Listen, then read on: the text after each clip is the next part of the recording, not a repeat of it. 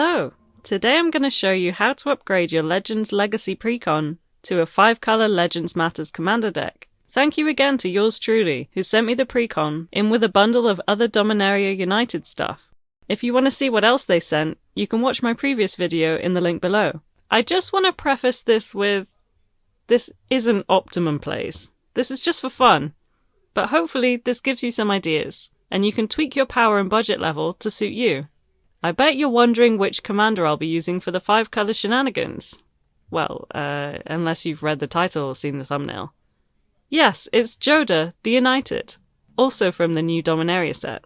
Old Jodah is probably my favourite commander deck to play with, so I'm super excited to build a second 5-color deck. The new Jodah lends himself to a creature-based deck, so I can transfer a lot of my legendary creatures over to the new deck and make room for some more mana-hungry spells in the old one. He's going to buff our legendary creatures' power and toughness, whilst also giving us double the value from every creature card we cast, with his legendary creature Cascade ability. And I guess you're wondering what an extra 2 colours is going to add to our deck, so let's get started.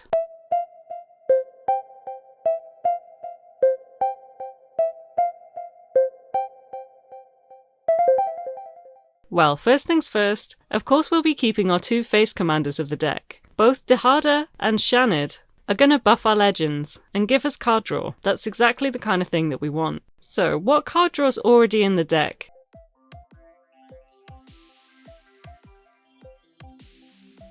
I'll be keeping Hothafed in the deck, but we can do better than this with green and blue. So, I would replace the rest with whatever you have in your binder, but I'm going for these cards, which have some additional synergy for our deck. Reiki and Jodah are absolute must-haves in this deck. They synergize with our Legends theme, and are in fact Legends themselves. Chilane is a really powerful card that's going to allow us to repeat Jodah's legendary Cascade trigger over and over again, by allowing us to return creatures to our hands and replay them, getting more free spells. That's on top of the outrageously strong ramp and card draw we already get whenever we play a creature. Vega is going to trigger off Jodah's legendary Cascade whenever that second creature hits the battlefield, because remember, we are casting that second card as well. Fibblethip is a cute little include, because if we manage to cascade into him from our library, we'll draw 2 cards. Cammy and Quain are both early game group huggy little card drawers. Hopefully we'll be able to keep people on our sweet side by giving everyone some card draw love, but also making sure we're on track with our own synergy by having our card draw attached to legendary creatures. I've added 2 more low mana staple card draw spells that aren't attached to creatures, in case we can't put our creatures out or just for a bit of variety. That takes our total card draw up to 12. As for the ramp, we've got Commander Sphere, Arcane Signet, Soul Ring, Felwell Stone, Honor Worn Sheku, and Hedron Archive. Definitely get rid of those last 2, but the others are perfectly fine for the deck. I'm going to replace them with Kadama's Reach and Farseek, because we're going to want access to all 5 mana, and land-based ramp is really safer than artifact-based. I've also added 2 more ramp on a stick creature cards, which are going to be great in this 5-color deck. So that's 9 ramp cards so far. I will be including some more in the land section, but I've only taken 7 cards out so far, so I've got to make some room. We've got all 3 monuments in the deck, but none of them have enough synergy to make the cut here, so let's take them out. I'm also going to cut all these artifacts, because there's just more exciting things to add. The spot removal here is pretty decent. You can keep all this in, but considering we're adding some new colours, I'm going to shake it up a bit and add a few more removal cards and some counter spells. I'm going to keep Kaya's Wrath and Urza's Blast. In fact, I'm also going to keep Primeval's Glorious Rebirth and add the blue and the black legendary sorceries from the same cycle. I'm not adding the red and the green because X spells don't work with Jodah's ability. There's a few spells that buff and protect our legends, which I'm going to keep in. They're not essential, so if you're searching your deck and looking for things to cut, maybe start here. So, now we're on to the legends. We have 23 juicy slots to fill. That's what, he, she, or they said. With our spicy legends. I'd implore you to flick through your binder and pick out all the random cool legends that don't quite fit into any of your decks. That's the great thing about playing 5 colors. You can really make this as budget friendly as you want. If you've built up a collection, hopefully you won't even have to buy anything for it. The deck has 27 more legendary creatures to sift through. There's a few highlights that are absolutely keepers. Kadric is going to be really strong in the deck. He's like Inala, but for legendary creatures. Even if your creatures don't have ETBs, they'll still count towards Jodah's XX buff for their swing into combat. Teshar is going to trigger twice when you cast a legendary creature, if Jodah is out, because remember, the second spell is also cast. So you're potentially getting a creature card from your library and 2 creature cards for free from your graveyard. Avad the Cursed is also a very solid include for this deck. Atali and Zatalpa are already in the deck, but I'm going to add the rest of the Ixalan legendary dinosaurs. Dinosaurs are a fun tribe, and this is a cool way to include the best of them in a 5-color deck without building a full-on tribal deck, like a kind of secret sub-theme. I'm also going to add all 5 Phyrexians from the secret lair I bought last year.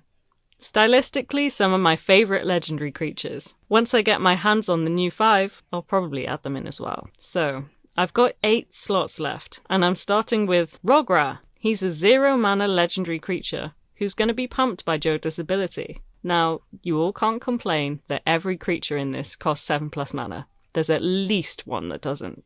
Emoti is going to give us another layer of free spells, because, well, it is a very mana-heavy deck, and we want to cast more stuff for free. Wrath is going to allow us to leave all our mana up at the end of turn, and keep our opponents guessing what's going to explode onto the board. Kadama of the Yrs Tree is going to turn 1 creature into 4 when we cast from our hand. We cast a creature, Jodah triggers, and gets us a second creature for free. These 2 creatures will enter, not from Kadama's ability, which means both will trigger Kadama and allow us to put down a card for free. That's great value. We've got a creature-heavy deck, and Gisela is going to make our big guys even bigger, and ensure we get in some hefty damage. For the same reason, Rurik Thar is going to punish our opponent's decks more than ours. It's an annoying effect on a chunky body, both of which will be able to deal significant damage. Kenrith is a great utility card. He's super versatile, with 5 activated abilities to choose from. That 1 red could mean getting in the damage we need to knock out our opponents. Or the 4 in a black could mean rescuing our best creature back from the graveyard. Not to mention it does say a graveyard, not your graveyard, so you can get a steal in. And lastly, Sisay Weatherlight Captain. She's going to be boosted significantly in power with all our legendary creatures